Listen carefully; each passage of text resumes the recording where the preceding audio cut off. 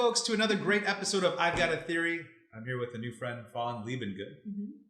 And she was recommended by a prior guest, and I'm excited to talk to you because you've got some experience professionally and educationally with marine life. Tell us about that. Yes, I do. So I just graduated from Scripps Institution of Oceanography a couple weeks ago, and our program was getting a Master's of Advanced Studies in Marine Biodiversity and Conservation, and my capstone project there was exploring how we can use community-based marine debris cleanups as therapeutic recreation for our military veterans and active duty personnel. I love that. So basically you're getting retired vets and active duty as well. And active duty as therapy to go and clean up the ocean. Yeah, exactly. So there's already people using like surfing or scuba diving as therapy for wounded veterans. And so I was like, well, volunteering has been good for you, and people just get that feeling of being so accomplished and that they've given back. So I was like, why can't we kind of combine both and do something great for the environment and our veterans as well? Right, that's a double whammy because they're out there using their skills they've acquired, hopefully, or maybe they're learning, and then they're also helping save the planet a little bit. Yes, exactly. That's awesome. Thank you for doing that. Thank you. Well, share with me your theory, because you've got a theory on coronavirus. I do. A coronavirus and plastics theory. So I spent the last 7 years working on marine debris issues in Hawaii. So I've seen firsthand what marine plastic pollution can do to our environment. And with the coronavirus, there's been a lot of rollbacks of like plastic bag bans, and people aren't allowed to use their like reusable cups into like coffee stores and stuff like that. So plus all the PPE. Exactly. Plus all the robes and the masks and the goggles and everyone that hospitals are shortage of, because you're supposed to use that stuff once and toss it. Yes. Right. So a huge increase in plastic usage. A lot of increase in plastic usage. So I heard a theory that the coronavirus is a scam basically put on by the plastics industry to sell more single-use plastic. Wow. So, I like to entertain all these theories because the fact is that if someone's profiting from something, they're also a likely suspect of who caused it, right? And so you're like, okay, so the logic makes sense, at least in that first litmus test of, are they making money from this crisis? And the answer is yes, right? So and it's bad because, and I think, as I mentioned, I like to read Nat Geo, but some people don't understand why plastics are that bad. Why are plastics that bad, especially in relation to the ocean? Sure. So, I mean, I'm sure many of you have seen just the PPE that's been littering the sidewalks in addition to like cigarette butts and everything. There's masks everywhere. Yes, unfortunately. Right. So if you're done with your mask, please put it in the trash. Don't try to recycle it. That's the proper thing to do because we don't want to spread any potential contaminants. But plastic is everywhere now. It's been found inside of our bodies. It's in the air that we breathe. It's in the Arctic snow, not just the oceans, in the Great Pacific Gyre, the floating patch of trash. It's like twice the size of Texas, which is actually like this plastic soup. So when people talk about cleaning it up, it's like, how are you going to clean up like a soup of plastic? Yeah. So the fish are eating like this plastic. So that's probably how it's getting into our bodies. And then plastic absorbs chemicals as well that are can be harmful for like reproduction. And we're still trying to figure out all the different negative effects that plastic has on our bodies, but research is still coming out about it. Well, so because the thing is, like, we're not probably directly eating plastics, but the theory is that it breaks down with the sun, with the water, with time, and a plastic bag could break into 1 million nanoparticles, right? Exactly. And then they get eaten by krill or other types of small fish, which get eaten by bigger fish, which get eaten by bigger fish, and those bigger fish we end up eating. Yeah. And now we've got nanoparticles of plastic in us that could be causing cancer or other things like that. We don't know exactly because I'm assuming the research isn't there just yet. Yeah, it's still coming out. But we could probably safely assume that no one wants more plastic in them than they need to. No, you don't want to be eating plastic. It's not very delicious. Okay, just making sure. Just making sure it's not part of our diet. Because when you get like iron and riboflavin or something like that, you're like, those are weird things, but no on the plastics. You don't need a daily required dosage of plastic. Yeah. So the plastics industry could potentially be doing this because they're making money, and there's just evil people out there. They don't care what happened to people or the planet as long as their business profits, right? It's true. Well, it's interesting. So I've been trying to be kind of like the middle person, the liaison between the environmentalists and listening more to the plastics industry. And they know that marine debris is a problem. They're not like, they don't have their head in the sand. Yeah. But the discussion is like what to do with it. So the plastics industry actually requested a $1 billion bailout for the recycling industry. Rude. So I was like, why are they requesting a bailout when it seems like they're doing so great?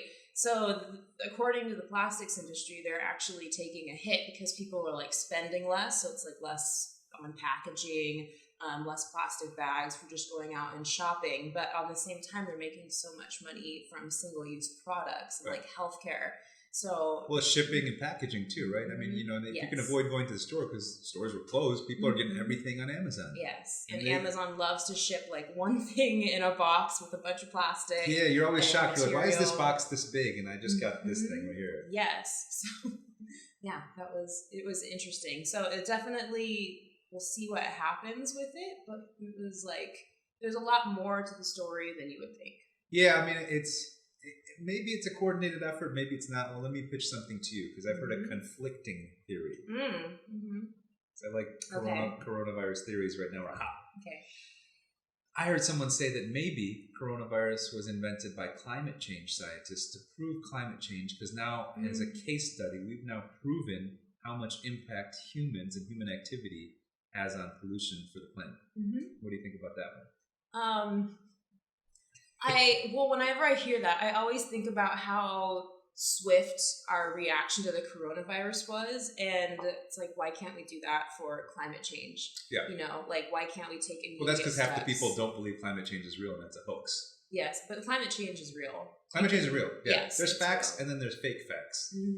A fact is climate change is real. Yeah, and you can actually see on like the Keeling curve, I have research that shows like you can see like the anthropogenic, like the man-made like emissions, like it's a different type of CO2 entirely than like natural CO2 emissions. So we can kind of see the spike from when we started all the industrial revolution and everything and be like, oh yeah, we're responsible for that. Yeah. So that's the climate change. Well, I think, you know, at a regular non-scientist level, people are seeing that their cities don't have the smog that they used to, Yes. right? Even you know, LA's and stuff, like you roll over that hill going north from San Diego and you see that haze of LA, you're like, gross. I guess I don't know why I'm coming here, but because it is gross. Yeah. But then I think that's gone now. Yes. It's gone away that quickly. Probably it's starting to come back because we're starting to see traffic again. But I've heard the same thing in other cities in like India or China or other places that had like visible heavy smog as a result of it's clearing, and now people can see and they're kind of pleasantly surprised. And you know, what is our takeaways from this? Between your theory of the plastics industry potentially and between the theory that I've heard that it might be the climate change, like are there any positive takeaways from coronavirus? That's a tricky question, but I would say yes. I mean, I think you can see, like, actually see how if we all get on the same page with an action by, like, staying home, staying off the road, we can see how quickly, like, the planet can recover and how, you know, the smog over LA will dissipate. Yeah.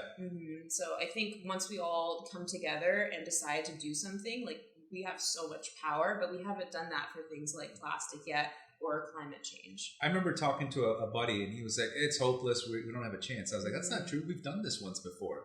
And I mentioned the ozone layer and the ozone hole in the ozone layer, right? And he's like, he forgot because I don't think there was enough publicity that, hey, we had this ozone there. We changed how things were made and now we don't have CFCs or something. And now we fixed the ozone layer. Or it fixed itself, which is incredible. So it shows that the planet's extremely resilient. So resilient. And that, you know, it's not the planet that's at stake. It's humans, right? It's us and our livelihood and our ability to live here because the planet's going to be fine. Are we going to screw this up for ourselves? Definitely. Yeah, this is our one spaceship, and people are. You know, that's why Elon is trying to get off of it. We got one planet, Because all you need is one kooky person to do something really bad, and now we got nothing.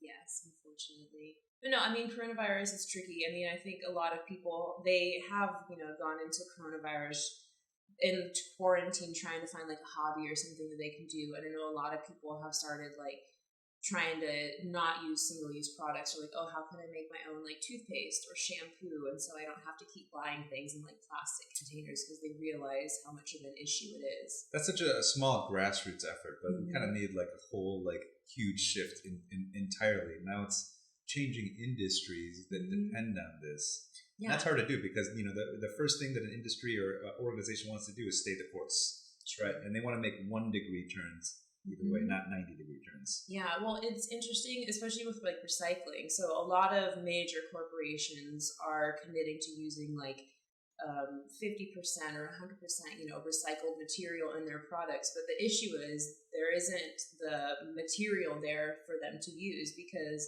on the consumer side, people just don't know how to recycle properly, and it can be confusing, and each county can be different, or each state can be different. It's true. So we need more education, and we need to simplify the process for everyone too. Yeah, no, it's surprising, because the first thing they say is you can't recycle plastic bags, and everyone puts the recyclables in trash bags and then dumps it into the recycle bin. Yeah. And I'm having to go through my recycle bin and dump out those trash bags. Yeah. Did you know that you're not supposed to bag your recyclables? You're supposed to just leave them open in the container. Well, yeah, no, I like unbag it and dump it into the container. Exactly. Because I'm trying to avoid my trash bins getting all gooey from liquids and stuff. So you can recycle plastic film, but most people don't know that. I don't think we do it here. That. Yeah. We just don't. They don't offer it in San Diego, right? Because I know some places they do, and I know in some municipalities or countries they're a lot more effective at recycling more. Yes. The other problem is we don't have compost here either. When we have lawn work done, they just throw it away, which, have they solved the landfill problem? I remember that was a concern years ago, and now it's like they don't seem to talk about it anymore. They figured it out? No, I don't think so. Oh, okay. I don't think so. Okay, so that's another issue on our list of concerns. For sure, I would avoid landfill at all costs. Like, recycle as much as you can with what you can. They have like small composting programs. You can Google like neighborhood San composting. Diego. Yep. Yeah. The department or the city of San Diego will give you like a compost bin if you want to just do it in your own backyard. They have really? programs. That's interesting. Okay. Yeah, so you can look into that. But that's kind of more for food waste, not necessarily like grass clippings. Or both. I feel like you could probably put both in. It's weird though that San Diego doesn't have a. I think they do regionally, but like I live in Pacific Beach and they don't have it there for sure. Maybe it's because we don't have big lush lawns like they do in the suburbs. I'm not sure. I don't know. But I think that's the case. We're off topic. Yeah. Coronavirus was caused by plastic people. It's possible. It's on. Let's put it on the list of things that could be. Yeah, that's the key thing of this show, is to create awareness of possibilities.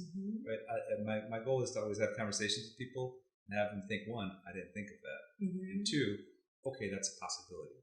We're not saying 100% it's right or that it's wrong, but it's on the range of it could have happened. It could have. There could have been a Dr. Evil at the Plastics Corporation of America, who's like, our sales are looking really low for this quarter. Let's do something to boost the sales. That probably wasn't the list of ideas they explored, and said, pandemic, single-use plastics, this is going to work. Fawn, thank you for coming on our show. I appreciate it. Thanks for watching another episode of I've Got a Theory, and we heard a great one. So thanks so much for joining. Take care. Positive.